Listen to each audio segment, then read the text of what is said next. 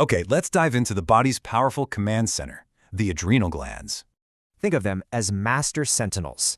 They regulate the 4 S's: salt, sugar, sex, and stress. Here's the plan. We'll cover the basics, then jump into 4 major disorders and their management. First up, anatomy. So where are these things and what do they look like? They sit right on top of the kidneys. Their unique shape and drainage are super important for surgeons. What's really cool is their origin. They're basically 2 glands in one, which explains everything. Just remember, GFR for the layers. Each one makes a hormone for salt, sugar, or sex. Okay, now for physiology. Let's see how this hormone factory actually works. The cortex makes essential steroids from cholesterol, all tightly regulated by the brain's feedback loops. The medulla, though, is all about that fight-or-flight response.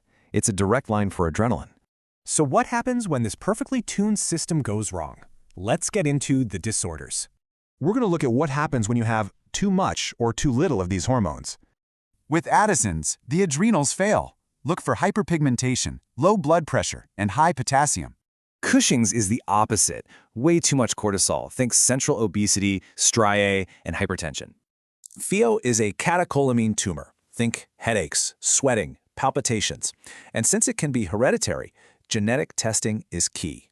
CAH is a genetic enzyme block. It diverts hormones, causing virilization and dangerous salt-wasting crises. Okay, so how do you tell these apart? Let's put them side by side in a clinical matrix. Check out the huge differences in blood pressure and electrolytes. These patterns are your biggest clues. The management strategy is pretty logical, right? You replace what's missing or you block what's in excess. All right, last section. Let's talk about 2 adrenal emergencies where you need to act fast. You've got the crash versus the surge. One is a deficit needing steroids, the other is an excess needing blockers. So remember these takeaways. Things like sick day rules and genetic counseling are absolutely vital for patients. So I'll leave you with this. How can you make sure your patients truly understand this life?